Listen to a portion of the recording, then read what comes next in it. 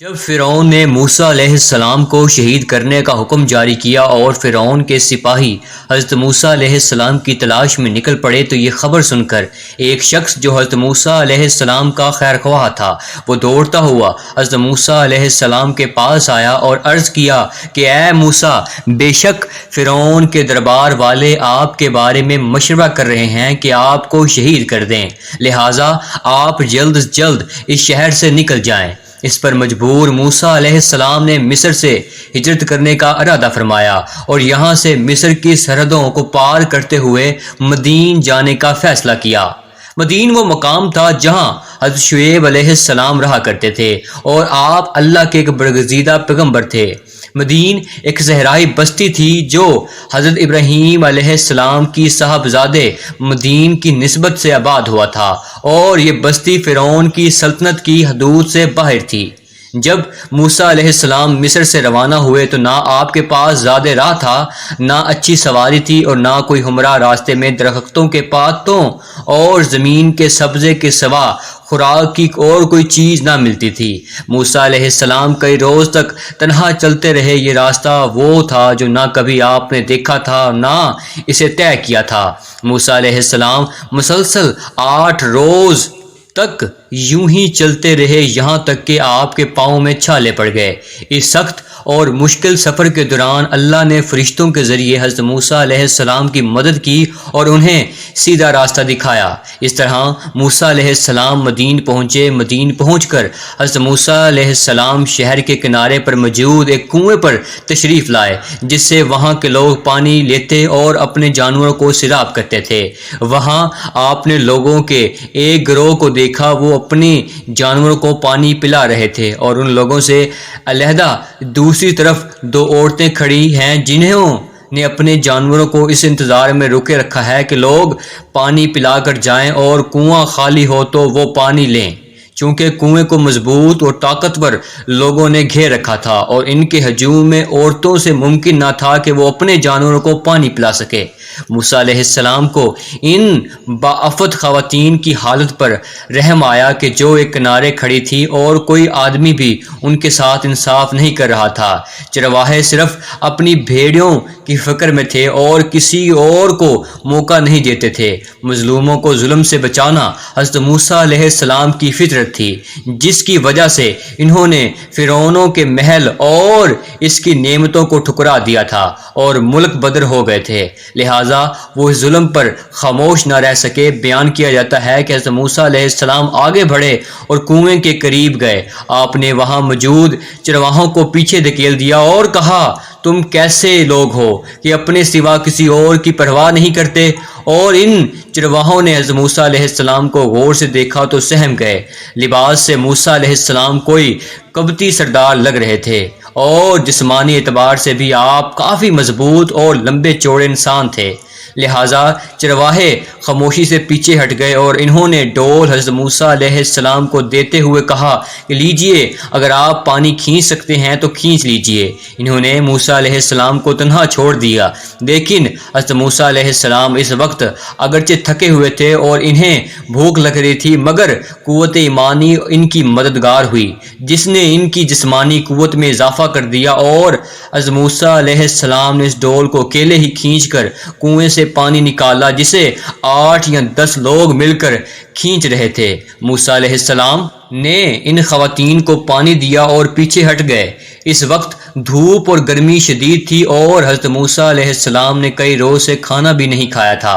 آپ تنہا اور شہر میں اجنبی تھے اور سر چھپانے کے لیے بھی کوئی اسرا نہ تھا، اس لیے موسیٰ علیہ السلام تھکان سے چور ہو کر پاس کے ایک درخت کے سائے میں بیٹھ گئے۔ آپ نے بارگاہ خداوندی میں اس طرح دعا کی کہ اے میرے رب، میں اس کھانے کا جو تو میرے لیے اتارے محتاج ہوں۔ ادھر جب یہ دونوں خاتون کنویں کے پانی کا استعمال کر چکی تو وہ واپس اپنے گھر چلی گئی۔ دراصل یہ دونوں خاتون حضرت شعیب علیہ السلام کی بیٹیاں تھیں۔ جب وہ عام دنوں کے نسبت گھر جلدی واپس آئیں تو ان کے والد حضرت شعیب علیہ السلام نے فرمایا، اے میری بیٹیوں، اس قدر جلدی واپس آ جانے کا کیا سبب ہے؟ انہوں نے عرض کی کہ کنویں کے پاس ایک نیک مرد ملا تھا، اس نے ہم پر رحم کیا اور ہماری جانوروں کو سیراب کر دیا۔ اس پر حضرت شعیب علیہ السلام نے ان سے کہا کہ جاؤ اور اس نیک مرد کو میرے پاس بلا کر لاؤ۔ یونان شاہ ان میں سے ایک صاحبزادی چہرے کو کپڑوں سے ڈھانکے اور پردے کرتے ہوئے اور شرماتے ہوئے حضرت موسیٰ علیہ السلام کے پاس گئی اور ان سے کہا کہ میرے والد آپ کو بلا رہے ہیں تاکہ وہ آپ کو اس کام کی مزدوری دیں جو آپ نے آج ہمارے لیے کیا ہے۔ حضرت موسیٰ علیہ السلام پہلے تو اجرت لینے کے لیے راضی نہ ہوئے، لیکن جب انہیں پتہ چلا کہ وہ شخص اللہ کے پیغمبر شعیب علیہ السلام ہیں تو آپ ان کی زیارت اور ملاقات کے ارادے سے اس خاتون کے ساتھ چلنے کو تیار ہو گئے۔ حضرت موسیٰ علیہ السلام نے اس خاتون سے فرمایا کہ آپ میرے پیچھے رہ کر راستہ بتاتی جائیں، اور اس طرح آپ حضرت شعیب علیہ السلام کے مکان تک پہنچ گئے۔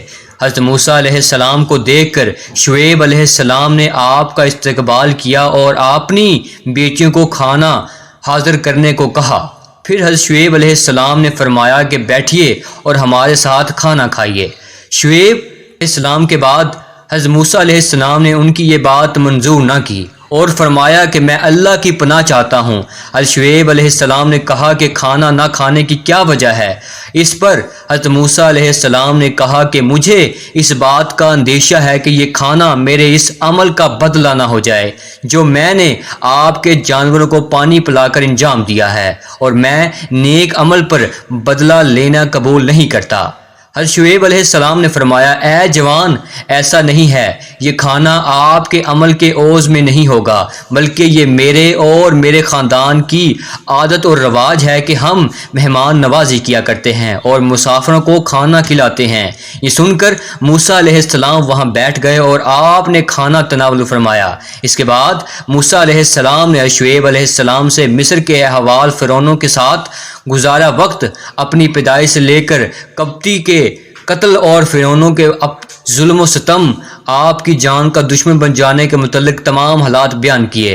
حضرت شعیب علیہ السلام نے فرمایا کہ اب آپ کو فرعون اور فرعونیوں سے ڈرنے کی ضرورت نہیں، اب آپ ظالموں سے نجات پا چکے ہیں، کیونکہ یہاں مدین میں فرعون کی حکومت اور سلطنت نہیں ہے۔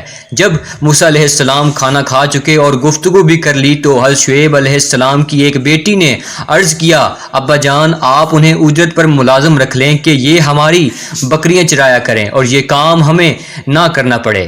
بے شک اچھا ملازم وہی ہوتا ہے جو طاقتور بھی ہو اور ایماندار بھی ہو۔